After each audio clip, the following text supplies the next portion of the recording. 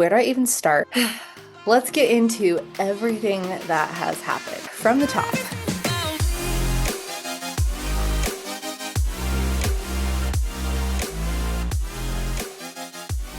Hello and welcome back to another episode of Doctor in a Bikini. This is the first one where I am actually posting the video of myself. I've got a whole background. Red, unfortunately, is not my color.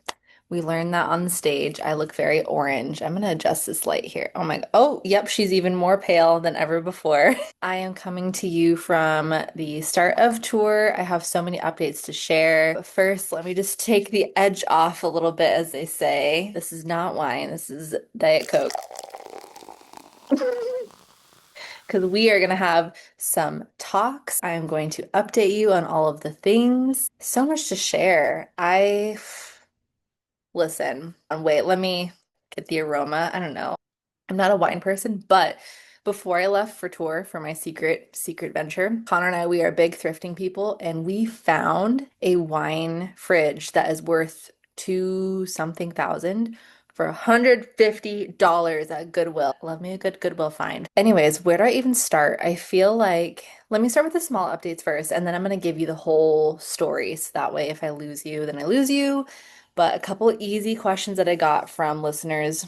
They said, can you start sharing your daily self-care recs? I don't know if I can commit to daily, but I can show you this week what I bought myself on tour. Also, I didn't acknowledge it when I popped on the camera, but I am straight post like self-care type of shower. So I look very authentic right now. There's no eyebrow makeup, there's no nothing. It's just shiny face. First, we have got, I'm like, is this going to be backwards because it's Zoom? I have no idea. I'm trying on a new platform, by the way. Welcome to my ADD podcast episode. Love the glow recipe, also featuring my manicure. Love that. Love that. Got my little stars action if you can see. Yeah, yeah. She actually has her nails done. Love that. And then I have the base wash for this, but I did get the avocado, what is that? Avocado ceramide recovery serum.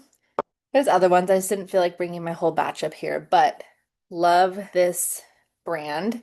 I was also asked what I'm reading, and I did pack the entire A Court of Thorns and Roses series in my suitcases. And I did just buy new books this week. All I'm saying is there's still room. There's still room. So may or may not make it to double digits. Maybe I'll ship some books home. The nice thing about this tour, I won't get too far into it just yet, but the nice thing is I do get to go home more frequently than I did with Dancing with the Stars. So I will be able to exchange more books and drop off books, is basically what I'm getting at. Also, not news, but I am a child. My first night at this hotel, I kind of got a little like bored and lonely. I feel like it's just a tour thing that happens. You're meeting new people and you're excited, but it's like once everything kind of settles and you realize you're on the road and you're by yourself, you kind of, at some point, I think it was the first day off, you get like a little like, oh, well, now what I do? So I ordered myself a coloring book because, listen, when I was packing, I have coloring books at home and I looked at it. I looked at it good in the eyes and I was like, Shannon, you're a grown adult. Do you really think that this is necessary to go in your suitcase? Future Shannon, the answer is yes, it is necessary. Otherwise, you'll just buy another one.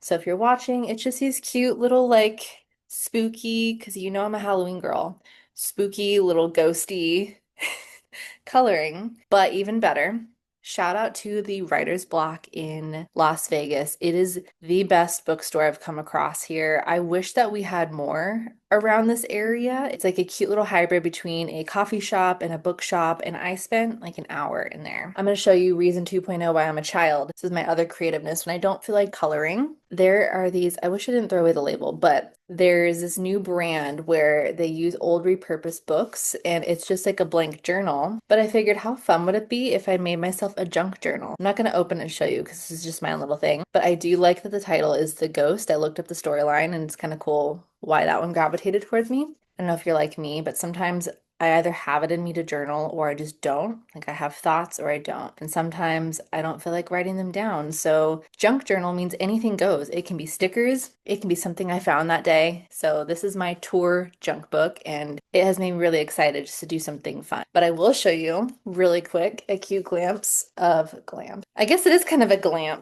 It's a sticker book. It's called the, oh no. The Antiquarian, I think I said that right. The Antiquarian Bibliophilia. Yep, I think I crushed that. Technically, it's on Amazon, but I did get it at the bookstore just because I don't know. But the vibes in here, it's very like spooky slash kind of circusy. Like it's not your traditional sticker book, but they do have a few different vibes on like I said, check it out on Amazon because you can find it. There's a lot of cool, like kind of dark twisty stickers and some fun, like spiritual stickers, and I don't know.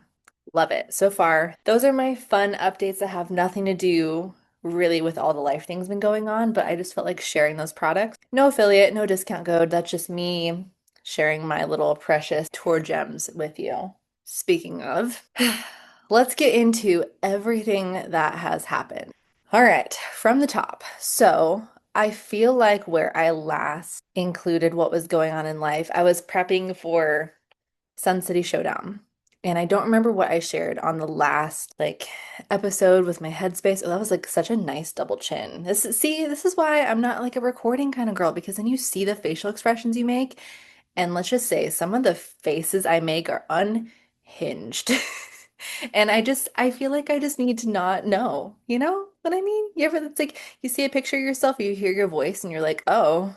Anyways, so yeah, I feel like what I last shared with you all, I was doing the shortest prep of my life. It was ended up being 7 weeks long. I had other plans for the season. I had other plans.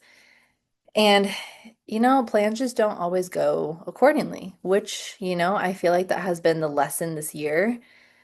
I, even just starting from the top when I got back from Dancing with the Stars, I kept thinking I was going to apply to another clinic job. And again, if I've already explained this, sorry, but if you're new here, you're welcome. So when I got back from the 4 month tour, Connor and I had already made the decision that I wasn't going to go back to a clinic just because unfortunately, I am not a 9 to 5 cubicle office kind of girly. I actually get very depressy lemon zesty, and I really have a hard time with showing up to the same office every single day. And there's a whole other list of that. We don't need to get into that part today, but we had made the decision together. He decided to support me because he knows I'm so lucky for him. He knows who I am and what makes me happy, and that's just not doing the clinic full time. Maybe that'll change one day, I don't know, but I really wanted to focus on my passion. Ugh. Focus on my passion of posing prehab and the podcast when I came back. Now, granted, even though my purple aura self loves to have all of the projects, all of the things, I have a million goals going on at once. Some I vocalize with you all, some I don't yet. But there's more. Because I'm human, though, I have to let something drop every now and then. When I came back, I went so hard on posing prehab full time because that was my mainstream of income. Words are hard. And I was doing the shortest prep of my life because I wanted to, quite frankly, prove it to myself that I could do it. After coming off of a bus tour where the only controllables that I had was doing the best I could to move my body and eat what I could on the road, which it is a miracle that I got stage ready without any extreme measures. I think it taught me a lot about myself and what I can do, and maybe where I subconsciously slacked in the past and got comfortable. So that was a good lesson just to come face to face. During that time, and this is the juicy stuff that I haven't shared publicly, during that time, I think it's so interesting because I had an idea for a podcast episode during that time and I didn't do it. I should have, and I still will. But I subconsciously realized I was not having fun. And I have yet been faced with that lesson in all my years of competing so far. If you've been here a minute, you know that I've said many times that I think we continuously learn, or we should in this sport, many things about ourselves. And that's why this podcast, it's not a bodybuilding specific podcast. It is because of my perspective, and a lot of you all have that commonality. So a lot of you do participate, but I don't know about you, but it's not forever, probably. I don't know. I'm not a psychic.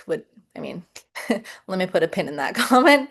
I'm gonna come back to that and you'll see. What is important is all the lessons that we learn and all the things that we take away from the experiences we have. And that's what this podcast is about, is how we become better people, how we support ourselves better, how we take away the lessons of this very hard sport that a lot of us here Do. Oh my gosh, my lighting went out. What? You're on this hot mess Purple Aura Express with me. If you're watching, anyways, yeah, so that's what this podcast is about.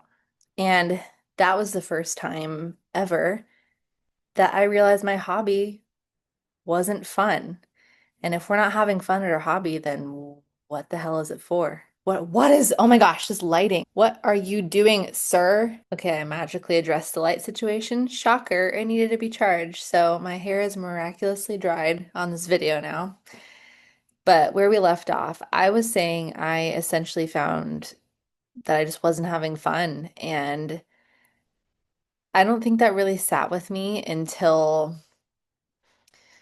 really the tipping point was when I finally got this opportunity in my lap, which sounds like I'm saying it's a problem. It was a blessing for sure. I think the short term I was okay with it not being fun because let's be real, there's points in prep or anything that's worth doing. It's not going to be fun the entire time. So, I think for me, I thought on the days that I was feeling whatever sort of way that I was, I just figured it was a part of the process. And to be honest, it was kind of easy just to get through it because it was such a short period of time that there really was no option but through it. So that was the first time I had been in that situation. And come week 7, yeah, come week 7, I got this crazy phone call. First was text saying, "Hey, would you be open to discussing a potential contract?" And this is where I joked about the whole psychic thing, putting a pin in it. I literally, when I said, "Sure, I'm free to hop on a phone call now," I said out loud, I was like, "Watch it be Lady Gaga." But I said it in like such a passing, flippant tone. It was like oh, like watch it be. Ha ha ha. Picked up the phone. Sure enough, that's exactly what it was, which I'm like, excuse. Because literally the other week, a video resurfaced of me back in 2022, 2021, something like that, where I joked in a TikTok about how, when you go to Dutch Brothers, they follow me here. I know this is like another ADD Shannon train. You go to Dutch Brothers, you get your beloved coffee or whatever you get, and they are known for being super sociable, over the top in a great way. They're like, "Hey, how you doing today? What's your mother's maiden name? What's your social security number? What do you do for work?" And I felt like at that time I was in such an unhappy place with my life, career-wise. I felt like I had just graduated PT school, and if you've heard like previous episodes, and you already kind of know this whole thing, but I had this big anticlimactic graduation on top of there's this weird finish line whenever you finish a big goal where you're like, well, now what? Because this has been your sole focus for a long time, whether that's graduation for med school, whether that is an Ironman, whether that is a bodybuilding show, you go through this period of mourning when this big goal that you've been striving for is just done. And for me, hold on, swishing this around like it's my accessory here. For me, when I finally got to working, I was like, all right, graduation's one thing, that's fine. But I just felt like I really couldn't find my groove and my happy place in the clinic. And it's a really hard place to balance all of the things, and that's just life in general. But I made this video around that time saying, I was just so sick of answering the question, what do you do for work? Because to be honest, I kind of hated it. I was like, oh, I don't like being inauthentic. I don't like faking, but I'm also not gonna like accept the coffee from Jeffrey. And he's like, that's so awesome. Do you love doing what you do for work? And then me being like, it's not what I thought it was. Like, it's nothing that I thought it was gonna be. Oh, you want to go to med school? Don't do it. What are you supposed to say? Especially when they're like, "Oh, I'm actually applying to go to PT school now." And you're like, "Save yourself. Don't do it." Just kidding, just kidding. JK, brought me here, so there's hope. But yeah, I mean, I made this joke that the next time I went there, I said, "I'm just going to say something ridiculous." And the first thing I said as a joke was, "I'm just going to start saying that I'm Lady Gaga's physical therapist." And that video got sent to me on July 4th, and I was like, what the heck? What in the manifestation is that? Because if you know, I said the exact same thing with Dancing with the Stars 6 years ago. Very flippantly. I was like, that would be such a cool job. I would love to do that one day. That's my dream job. I was like, can you imagine how cool that would be? Like, how fun to go on tour?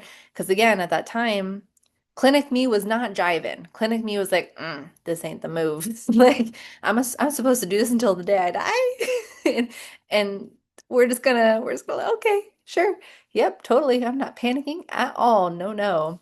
It's just crazy. So my little moral of the story right there is continue to say the crazy stuff because apparently it happens.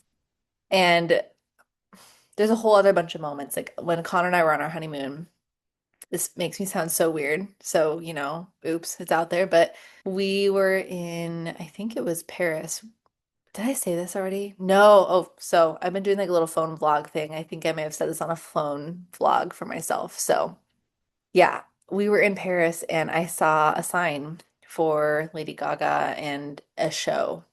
And we were just roaming the street at night. And I said, I literally looked at that poster. I was like, you need a PT for your for your tour. Hire me. Just hire me. Just think about it. And I joked about it. So just continue to joke about it. Just, for a few years, just keep putting it out there. And you know what? I think it happens. I think it works out. So that was wild. Back to the story time here. I got this phone call and then immediately 24 hours later hopped on, went through the whole interview stuff. And this was also peak week. And then I interviewed Ezra and then I interviewed Steven. And I really wanted to do well with those interviews too, because I just felt like a lot of people were looking forward to these very specific guests. So I didn't want to let people down. So on top of already not having like a super Baja Blast of a time during my 7 week prep, I really piled on a lot during that peak week. I even accepted clients on a Friday, which what was I thinking? Why did I had clients in person Wednesday, Thursday, Friday. And then I had the interview and then because this opportunity just came in my lap that week, fun fact, my passport was expired and I didn't have a real ID. So during peak week, I had to go to the DMV, get my AZ state ID application going, get my passport application going, throw a bunch of money at it just to make sure it was in time because I didn't know if the people hiring me needed like an updated copy. So I'm doing all this during peak week and I'm trying to stay cool. And if you've ever done a show before, or if you've ever had a peak week before, you know that's the one rule is you're supposed to just chill. And let me tell you, I was anything but chill during this week. But in my mind, I was like, oh, it's all good stress, like I love working with clients. It's fun. I don't mind being busy. I love podcasts. I don't mind being busy. These are just a couple errands. It's fine. It's not going to do anything. I can be busy. And then, this is the cool like interview. I can do it. I can fit it in. And then just like minor inconveniences popped up that week. Like, I don't know, our water shut off. That was a fun little misunderstanding. That was a day that I had to have 2 gallons of water. So then I drove myself to the gym just to fill up 2 gallon waters. So yeah, it just, all the while I couldn't share it. And if you've been here for a minute, I usually share all these things so that way I can communicate some of the lessons and some of the struggles that we all go through in real time. And yeah, keeping that secret, even from my family and friends, because at the time I didn't know if anything was really happening. I just had to be prepared to leave within a week's time. Pause for dramatic effect. I needed to be prepared to leave in a week's time, all while doing one show, all while getting ready for the national show the next weekend. And if you've ever done a national show, you know all that goes into just packing your food alone and accounting for water and just packing in general. And then it was okay, hey, can we have you leave the night of the show? It's like, what? The night of the bodybuilding show? Are you kidding me? And I was like, respectfully, it's like I will still be orange. I will still smell like tilapia and BO.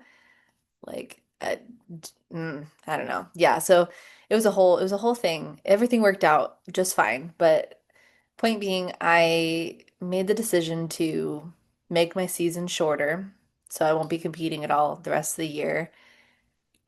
I mean, I say that like it's a bad thing. I'm very happy to be here. I'm very stoked to be here. It's not bad at all. It's just I literally couldn't communicate any of that crazy with anybody. My own family didn't know I was actually leaving until that week.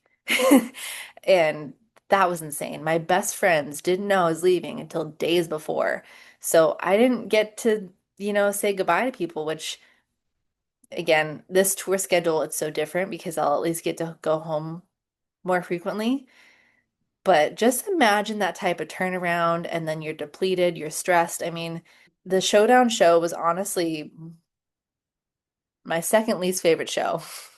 And it wasn't their fault. It's the first show where I have cried backstage before finals. Well, no, that's a lie. I've cried before, but for different reasons. That was the first show where I cried because of stress. How about that? I had that deep realization. I was not having a good time at all, even on show day.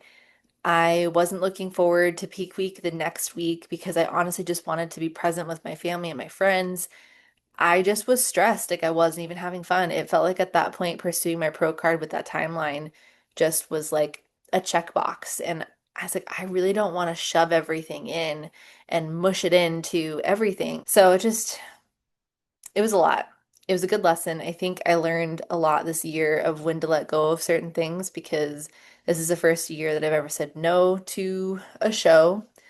It's the first year where I have had so many unpredictable variables. I think that's also a valuable lesson for people is there's some years that everything is just going to go so well for you, whether it's your body responding to your efforts and your food, or maybe it's, your life just happens to coincide, or maybe you have really good support.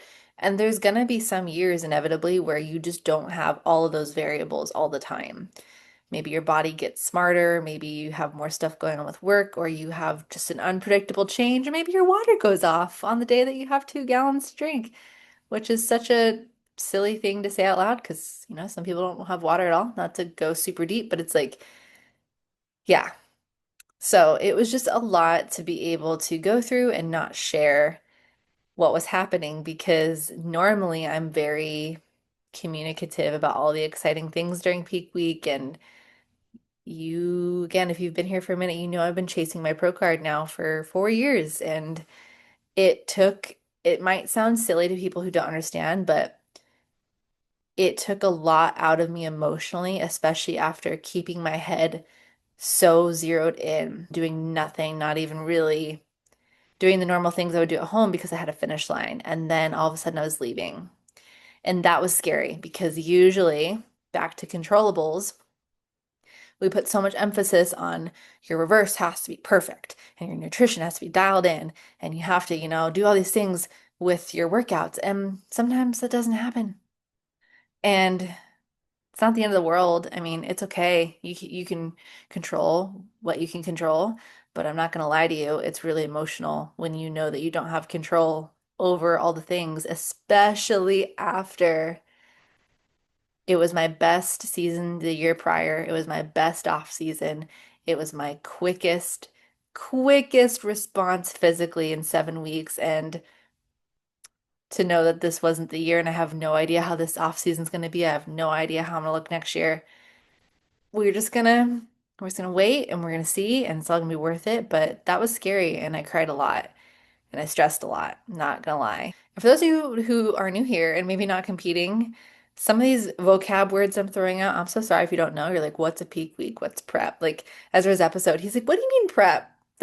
Like, so hopefully you can kind of put together the dots as I've talked through that because I realized it didn't really give context to some of those things. I think that's the update. I came here in, oh, I feel like I'm gonna sneeze. Nope, we're good. We're good.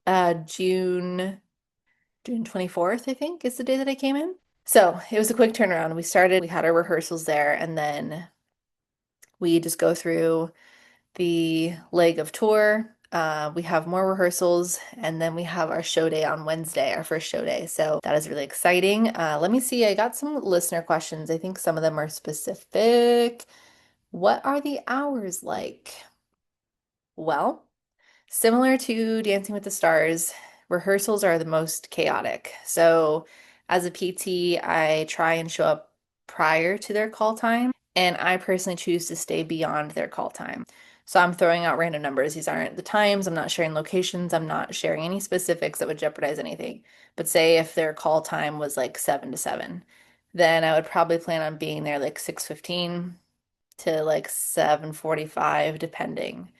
So even if it's an uneventful day, it's kind of a long day, which I will say everyone here is so positive and so wonderful. People don't complain. People are just happy to be there. So, I mean, sure, when I say it's a long day, I don't mean it with any sort of, it's a long day. Because for me, I have literally dreamed of being on this tour.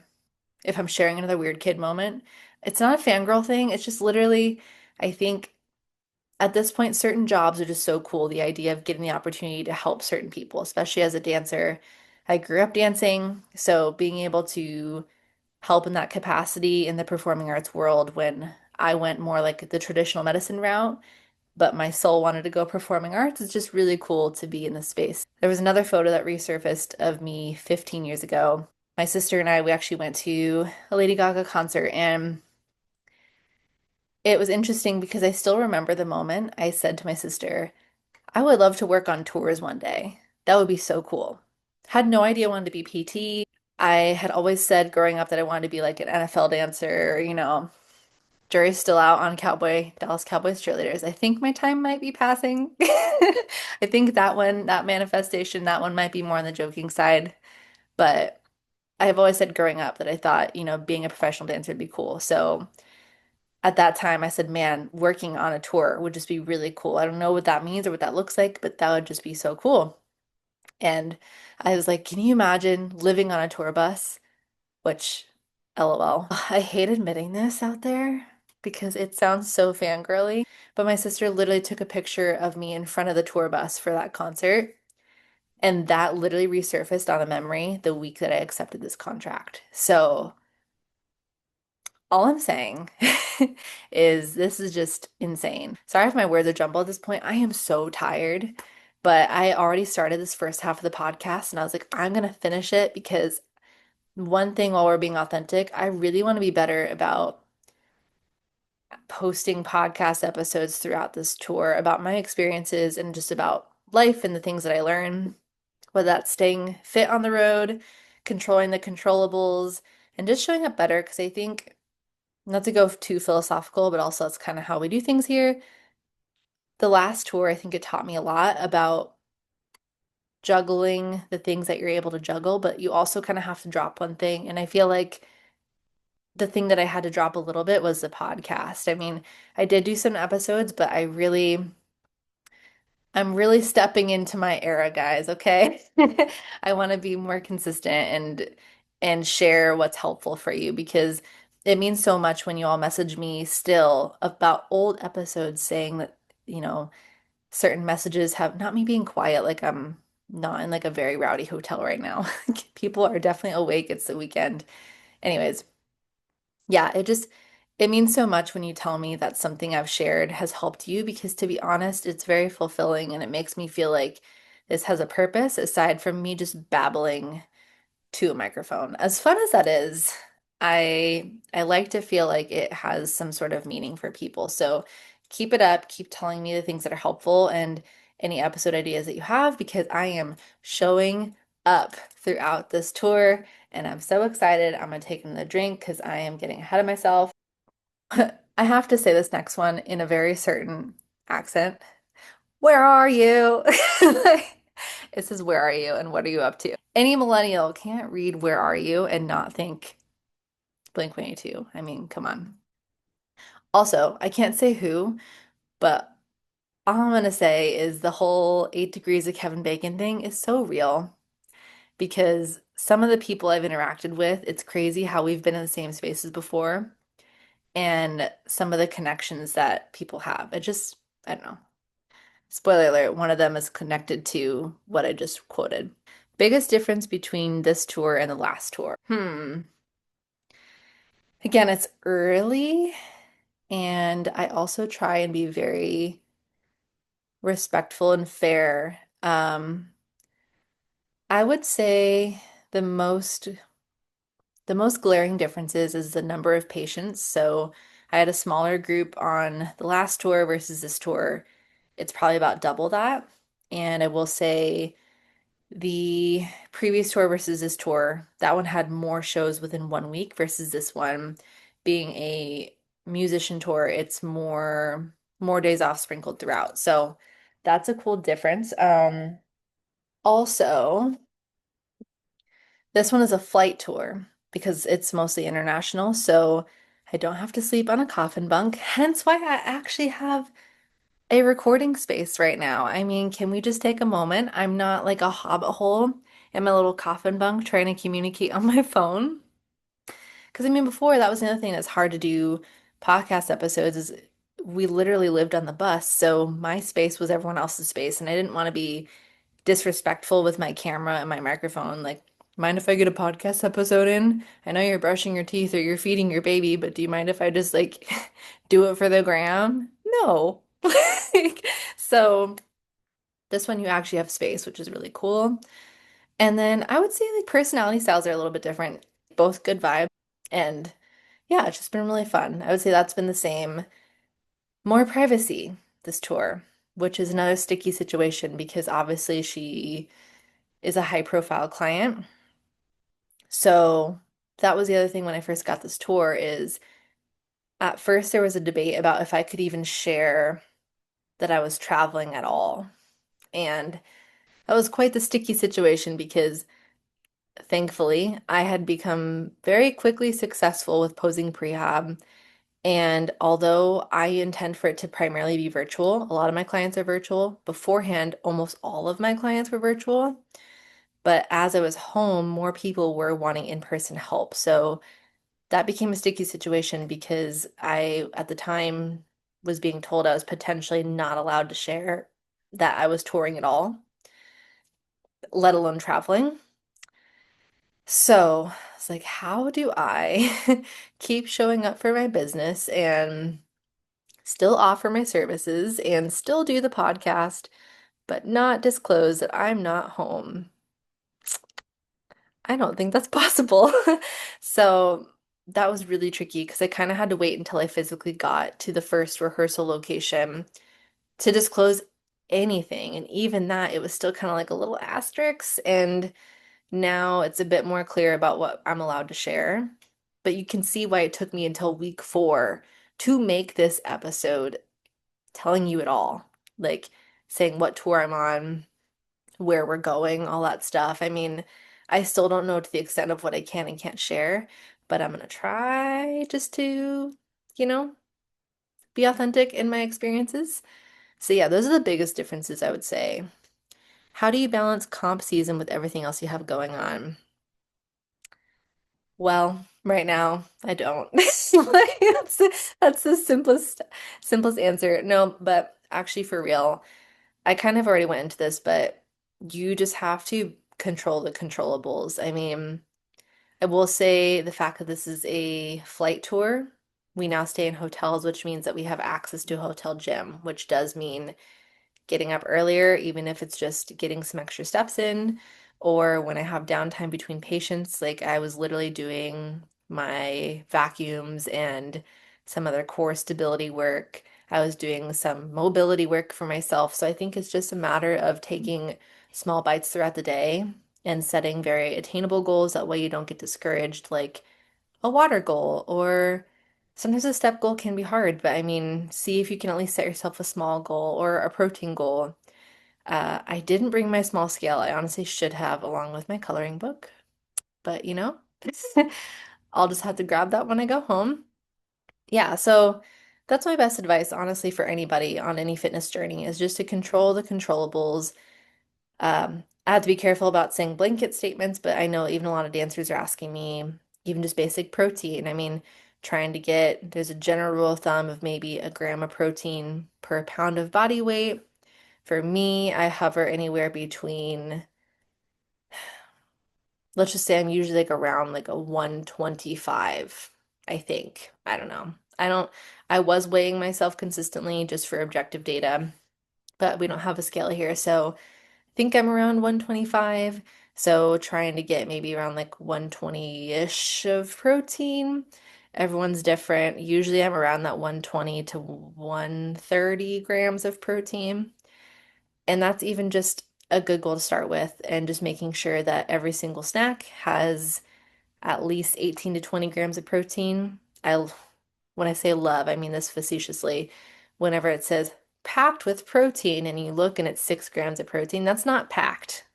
For those who are newer in their fitness journey, you want to think like 15 to 20 grams of protein, and that I would say could be deemed as a significant source. Let me see here what the next question was. What was your reaction to the news that you were on this tour? Hmm. My authentic reaction was WTF. Like, I was jaw to the floor just because, like I said, it was a joke out loud before I picked up the phone. Very quickly, I put on my professional hat because I am a professional. I do try to make sure that I am just very objective because you're just treating people. And it wasn't the person that I was like, oh my God, oh my God, oh my God about. It was just the opportunity to do another tour, the opportunity to work this tour. And I mean, this tour is known for the caliber of the performance and the art. And I'm really excited to be a part of this tour, especially being my little, witchy horror loving self. I mean, like, it's a really cool tour. I don't know if you've seen clips from previous shows, or maybe you'll see clips from future shows, but it it's an edgy show and I freaking love it. Like, I don't know what tour could top this one, I'll be honest. And I know what you're gonna say next. Would you go and dance with the stars again? I'm not saying no. I'm just saying currently this tour is just really cool to experience another form of a tour, and I really love it. The next question, it has nothing to do with tour. It says any competing plans? Plan, no. Thoughts, I do have thoughts. I, I'll be honest, because I'm crazy, I did originally check tour dates to see if I could fit in another show during the tour at some point. I know. I know what you're thinking. I'm doing that whole thing again where I need to just like do one slice of the pie at a time and not the entire pie, but my brain has a hard time with that and it wants the whole pie all the time. So I did check. None of the dates lined up for 2025. I'm taking another drink again. Hold on. Not me leaning away from the microphone because I hate mouth noises. So I'm always so nervous. Like when I listen to other podcasts and they take a drink, I don't think anything of it. But when it's my own podcast, I'm like, oh no, there was a noise. Anyways, so I'll be honest, I don't at this point foresee myself doing another Arizona show. I think I am done. Mostly just because I think in order to keep things fun, I need to do, if I'm doing a warm-up show, local show, granted, I have chosen Arizona shows many times as warm-up shows purely because of financial reasons. Because when you travel elsewhere, I mean, it's obviously you're paying for the airfare, you're paying for the hotel, you're paying for the show registration. It's a lot to pay for. But I think at this point, no matter how long of a prep I need to do, I do not have interest in doing another Arizona show just to keep it fun. I think technically, I think it's the Desert Storm Classic. I've never done that one before, so I would do that one just because I've heard really good things. And I haven't done any of the Winnie Jones shows. So I will say, maybe if it's a show I hadn't done before, but I love the idea of a Texas show. I think that they just seem like another caliber. I've never done a show there, but they just seem like they've really got their stuff together. So that would just be cool. I would love to do a show where you get another crown if you win. That would, especially if it's got the little jewels. I still have my heart set on junior nats. I mean, come on. It's still, now I can show you all because I was keeping it secret. It's been my background since January, and that was the heartbreaking part. I literally had my own little IFBB Pro Junior Nats picture. So I've been manifesting Pro Carter Junior Nats hard for months, and I haven't given up on that. So I do want to do Junior Nats next year. what I'm grappling with is I'm a big believer, especially now, of the power of our words. So I don't even want to have another plan of, all right, maybe I'll plan for junior nats, but then maybe I'll potentially plan on this. So, but the sticky part, if you are a competitor and if you're not and you're still tuned in, I appreciate you because I realize I'm talking about a lot of things right now and you're like, what is Desert Storm? Who's Whitney Jones potentially? What do you mean Texas shows? You get crowns? Like, um, yeah, so if yeah, that's what I was saying. Sorry, I had to regather myself for a second. If you follow the timeline of shows, you know there's this weird duality between being ready for a show the first half and the second half because there's this weird window of time throughout the year. Like I wish you consistently had national shows, pro qualifiers throughout the year, and that's just not totally the case. I think usually shows pick up around like May, June. So that's why a lot of the time I've usually started prep in January. And then this was the first year where, like I said, I started literally in April. That being said, Junior Nats, I would still love to do that show. I still see myself winning my pro card there. Ooh, I look sleepy, guys. I'm gonna wrap up soon because like, my eyes are drooping. I'm gonna read my little book and go to bed. But just to wrap this up, I I still see myself winning my pro card at Junior Nats. I still want to manifest that for myself, but I just don't know. And that's the scary part. And I think that's okay. And that's why I want to share that is I don't have a plan and I almost always have a plan for competing. And this is uncomfortable because it's going to be a pretty long off season, the longest off season for me. The longest. Oh my God, the more I think about it. Which is good. I mean, a lot of us go through that. We need to go through that. Um, as much as I want to do June, and usually it's Father's Day weekend, so let's say third weekend in June, but there's not a whole lot of shows prepping before that. So I don't know. If you have ideas, actually, if you have recommendations, here we go. Looping you in. If you have recommendations for really fun local shows and or tell me about your experience at certain pro qualifying shows because I really want to do junior nats, I do.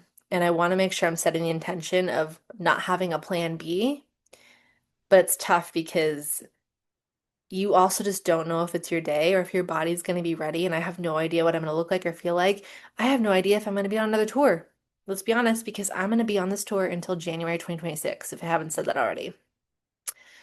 End of January. So I will be looking at potentially starting prep in February.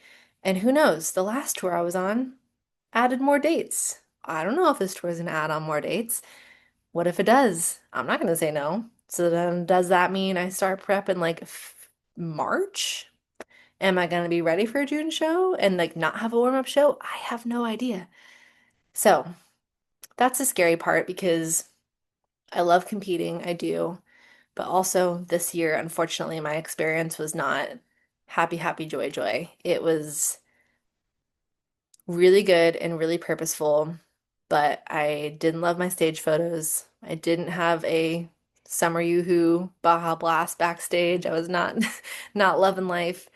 Um, it was just an interesting year competing wise. I don't want to say it was a weird year or a bad year because this year has been fantastic and full of surprises and full of lessons that I did not expect. And it's scary because I have no idea what's coming next, but it's also really exciting. So, the other question I did skip, it said, what are some of your tour plans? And I will say, speaking of exciting, let me know your recs. Go ahead, take a look at the tour dates, take a look and let me know what recommendations you have for coffee places, thrifting, food places, touristy places. I need your help because I am the person that usually looks up stuff the day before, the day of, and then you realize you should have planned better. Hee hee. But I do know that I'm going to get some sort of experience tattoo while I'm on tour because that was my bucket list item from the last tour. I wanted to get a mirror ball, which I know if you're a fan of Dancing with the Stars and you get it and super original. But I just thought, how cool would that be? And then we just didn't have time. So this tour that is always on my bucket list is to have the confidence to be the kind of person that gets a tattoo on a trip, let alone on a tour. So I'm like, it's happening. Whoa!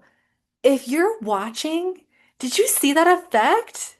That's crazy! Wait, what? Hold on, one more time.